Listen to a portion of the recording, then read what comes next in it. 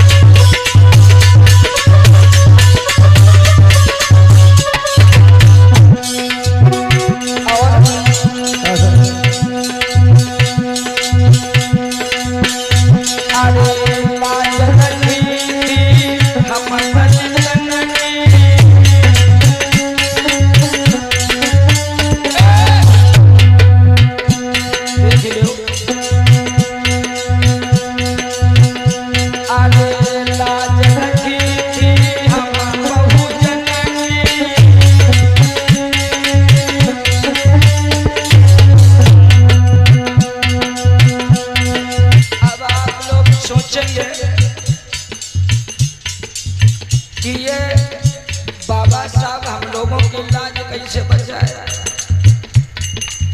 तो जानकारी के लिए मैं आप लोगों को बता देना चाहूंगा, सुनिएगा।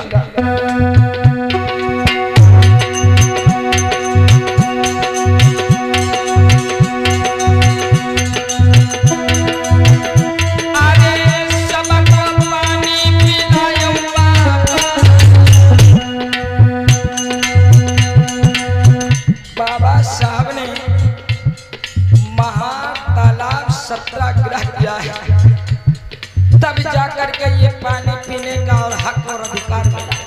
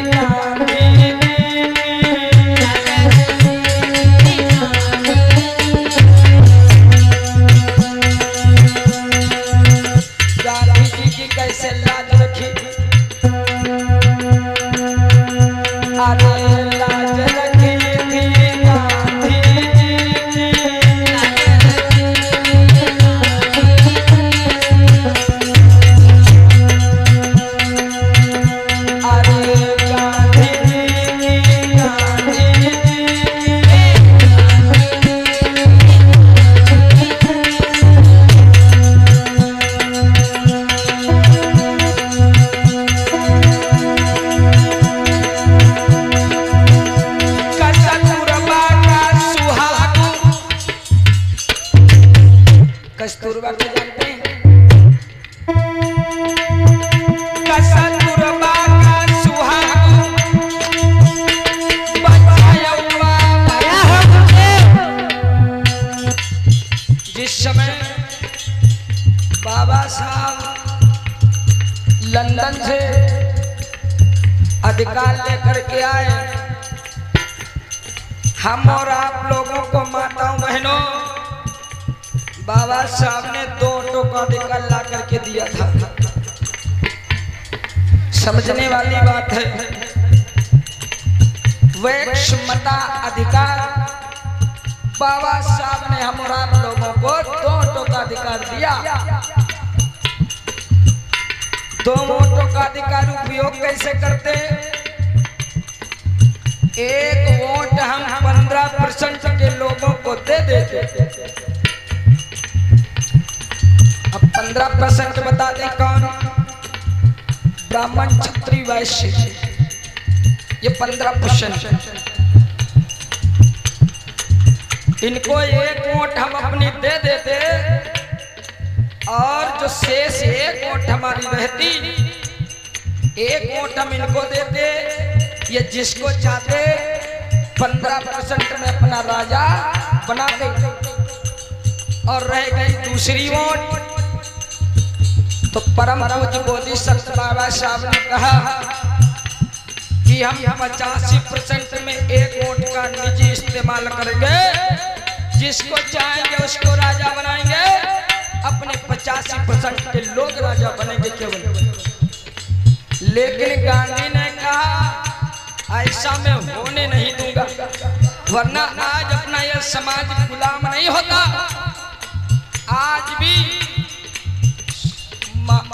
शारीरिक गुलामी छूट गई, लेकिन मानसिक गुलामी आज भी है मेरे समाज के लोगों को।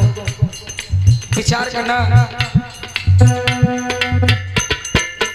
गांधी ने कहा अपनी पत्नी से, कस्तूरबा गांधी से, कि जाओ बाबा साहब से पूना पेट पर दस्तखत कराए लाओ। अगर कोई पूना पेट पर दस्तखत नहीं करी है तो हम जान दे दीबा, हम खाना नहीं खाऊंगा, मैं मर जाऊंगा, भूख हड़ताल करूंगा। बाबा साहब ने कहा था गांधी मरता है तो मर जाए, लेकिन मैं पूना पेट पे अपने हक और अधिकार को नहीं दूंगा। लेकिन मिस्टर गांधी ने क्या किया? कहा कि अगर कस्तूरबा बाबा साहब साइन ना करें तो बता देना कि गांधी के चाहने वाले लोग जिनके लिए तुम हक और अधिकार लेकर के आए हो, उनकी बस्तियों में आग लगवा दी जाएगी, इनको बर्बाद किया जाएगा। बाबा साहब ने सोचा अगर हमारे समाज के लोग ही ना रहे तो ये हक और अधिकार क्या होगा। रोते हुए पूना पेट पर दस्तखत किया था बाबा साहब ने।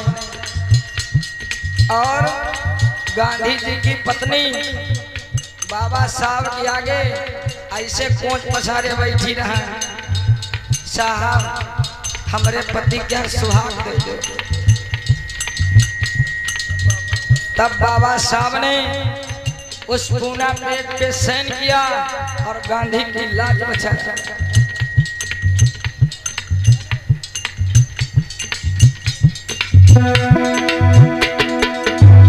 कस्तूरबा का सुहाग बचाया बाबा, अरे हमारी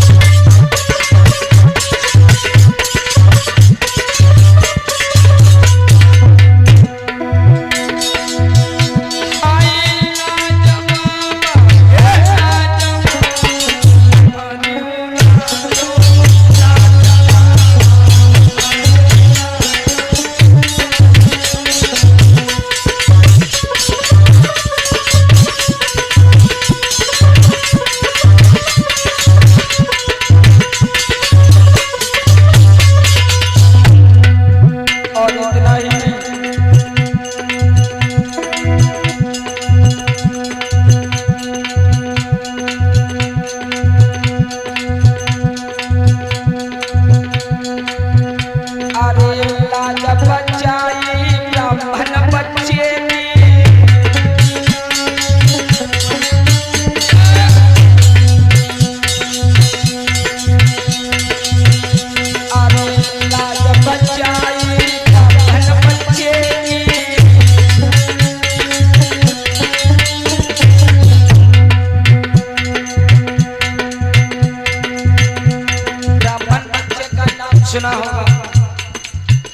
एक ब्राह्मण के बच्चे को फांसी की सजा हो जाती है।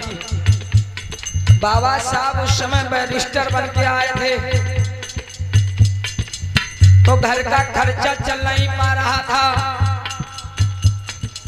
बाबा साहब जब कचहरिया में बैठने के लिए गए तो उच्च वर्ण के लोगों ने अपने पास में सीट कुर्सी नहीं डालने दिया और कहा अम्बेडकर तुम अछूत हो नीच हो, जाओ कचहरिया के बाहर अपनी टीना डाल करके अलग बैठो जा करके। हटो। बाबा साहब कुछ नहीं बोले, अपनी टीन उठा करके कचहरिया के बाहर डाला, वहां पर बैठे। जब एक बड़ा केस आया, एक ब्राह्मण बच्चे को फांसी का सजा हो गया, तो माताओं बहनों इस समय सजा हो गया, तो वो ब्राह्मण समाज का व्यक्ति कथा सुना होगा। मुंबई की अदालत, बाबा साहब की वकालत, हर एक बड़े बड़े वकीलों को उस ब्राह्मण ने उस फाइल को दिखाया। एक ही इकलौता बेटा था, रो रो करके बुरा हाल था। जितने वकील बड़े बड़े सभी लोगों को फाइल दिखाई, लेकिन कोई वकील उसके केस को लड़ने को तैयार नहीं हुआ, क्योंकि उसपे सीधे लिखा था फांसी। जब कोई वकील तैयार नहीं हुआ तो माताओं बहनों उच्च वर्ण के लोगों को मजाक सूझा, ब्राह्मण समाज के लोगों को मजाक सूझा कि इस केस को कोई केस अंबेडकर के पास में जाता नहीं है, ऐसा करते हैं ये केस अंबेडकर को दे देते हैं और अंबेडकर जब लड़ नहीं पाएगा तो उसकी बेइज्जती होगी, और जब बेइज्जती होगी तो हम लोग खूब मजाक उड़ाएंगे। उन लोगों ने ये कहकर भेज दिया कि जाओ इस केस को अंबेडकर लड़ेगा जो कचहरिया के बाहर बैठा हुआ है, वो लड़ेगा, ले जाओ, हमारे बस की बात नहीं है, शायद वो बचा ले। बाबा साहब के पास में फाइल लेकर के व्यक्ति गया, हाथ धो करके बैठ गया, पैर छुआ, रोने लगा, साहब मेरे बच्चे को बचा, मेरा इकलौता बेटा है, अगर ये इसको फांसी हो गई तो घर से एक नहीं 3 लाशें निकलेगी, एक मेरी, एक मेरे पत्नी की, एक मेरे बेटे की। बचा बचा। बाबा साहब रोते हुए देख करके फाइल को देखा, उस पे लिखा था फांसी। लोग देखते रहे ये क्या कह रहा है। आज उस विप्र समाज के व्यक्ति को समझाया बाबा साहब ने, इसको तो फांसी हो गई है, इसकी तो जान चली जाएगी। फिर से पैर छूने लगा, साहब आप बचा सकते हैं, आप बचा सकते हैं, बचा लीजिए, जो भी मांगेंगे वो मैं देने के लिए तैयार हूं। हुआ क्या, बाबा साहब फाइल लेकर के गए, कल फांसी होने वाली थी, हर रात भर सोचते रहे, एक पॉइंट फंस गया। लोगों को पता चल गया था कि अंबेडकर कल उस लड़के को, जिस लड़के को फांसी हो गई है, उसका केस अंबेडकर लड़ेंगे। तो दूर दूर से लोग देखने के लिए आए कि देखता हूं जिसको फांसी हो गई उसको अंबेडकर कैसे बजाते हैं। बड़ी दूर दूर से लोग देखने के लिए आए भाई। अदालत में भीड़ ही भीड़ है। बाबा साहब लेकर के फाइल पहुंचे, जज साहब कहने लगे अंबेडकर इसको तो फांसी हो गई है, कैसे बचाओगे। बाबा साहब ने कहा कोई बात नहीं है, आपने इनको फांसी दिया है, मेरे क्लाइंट को, इसको फांसी दे दीजिए, मुझे कोई एतराज नहीं है। जज कहने लगा अरे मेरे बेफालतू समय बर्बाद करने के लिए आए, बोल रहे हो फांसी दे दो डायरेक्ट। अंबेडकर कहने लगे हाँ जज साहब फांसी दे दो। घड़ी देख करके बेटे को फांसी चढ़ाने के लिए ले गए। फांसी का फंदा जिस समय गले में डाला, जल्लाद कटघड़ा को खींचने वाला था, फांसी देने वाला था, बाबा साहब ने कहा आप रुक जाओ, जज साहब रुक जाओ। कहने लगे क्यों? कहने लगे बाबा साहब तुमने इस पे केवल फांसी लिखा था, फांसी, सजा ये मौत नहीं लिखी थी। अगर इस मेरे क्लाइंट को मौत हो गई तो 302 का मुकदमा में आप पे ठोक दूंगा और आपको भी जेल जाना पड़ेगा, आपको भी फांसी की सजा हो सकती है। जज साहब कहने लगे वाह अम्बेडकर वाह, कितनी हिफाजत से तुमने इसको बचा लिया। कहने लगे आप फांसी दे रहे, सजाए मौत तो नहीं लिखी है। तभी से जिसको भी फांसी का हुक्म होता है तो जज सजा या मौत लिख करके और पेन को तोड़ देता है। ऐसे बाबा साहब ने फांसी का फंदा छुड़ाया, लाज बचाई ब्राह्मण बच्चे की। इसीलिए बाबा साहब को बाबा साहब कहते हैं, विश्व के छठे विद्वान, भारत के प्रथम विद्वान बाबा साहब माने जाते हैं। ऐसे नहीं बाबा साहब है। हाँ, एक बार बाबा साहब जी के लिए तालियां बजाई लो। और कहते भी हैं संजय भैया, सर्प कितना भी शातिर हो, सर्प कितना भी शातिर हो, शीशे पर चल नहीं सकता। सर्प कितना भी शातिर हो, शीशे पर चल नहीं सकता। लाख देवी देवता हुए इस भारत में तो क्या मेरे भीम की टक्कर कोई कर नहीं सकता, मेरे बाबा की टक्कर कोई कर नहीं सकता।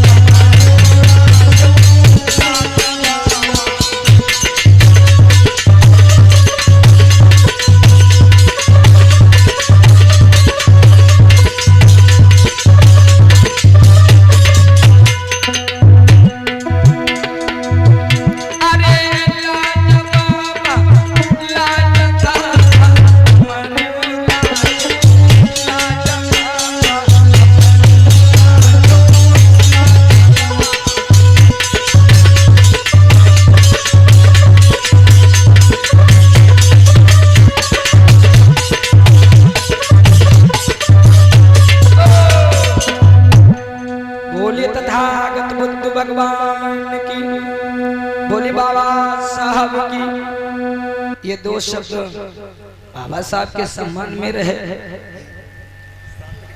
इस तरीके से बाबा साहब हम लोगों के मसीहा भगवान बन करके आए, तब बाबा साहब को बाबा साहब कहा जाता है।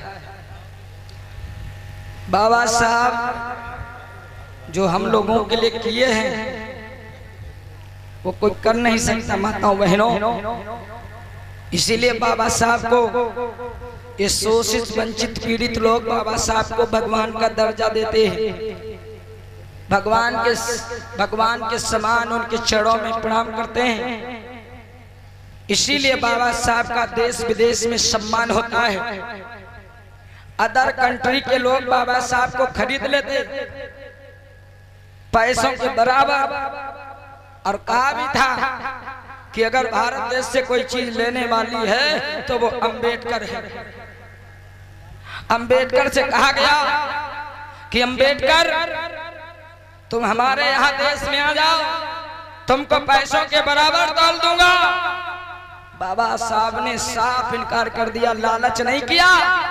और जवाब जानते हो क्या दिया कि ये साहब मेरे भाई, अगर भारत देश से ये अम्बेडकर चला गया तो ये शोषित पीड़ित लोगों को कौन उबारेगा, जो हमसे उम्मीद लगाए हुए बैठे हैं कि कोई मसीहा आएगा और हम लोगों का कल्याण करेगा। बाबा साहब ने वही किया, पैसों को ठोकर मार दी और भारत का संविधान लिखने का काम किया। इसकी वजह से तुम डॉक्टर, मास्टर, इंजीनियर, बैरिस्टर ये डिग्रियां ले घूम रहे हो। ये बाबा साहब की बदौलत लिए घूम रहे हो। आज अच्छे वस्त्र, अच्छे कपड़े पहने हो, ये बाबा साहब की बदौलत पहने हो। कहने को तो तुमको कुछ भी बताया गया, इतने दिनों तक तुम लोग भटकते रहे। आप लोग केवल फालतू की चीजों में मस्त रहे। जैसे हर एक गांव में बड़ी धूमधाम से इस समय भाई उत्सव मनाए रहे हैं, जन्मदिन। और कोई ना, अपने समाज के लोग हो।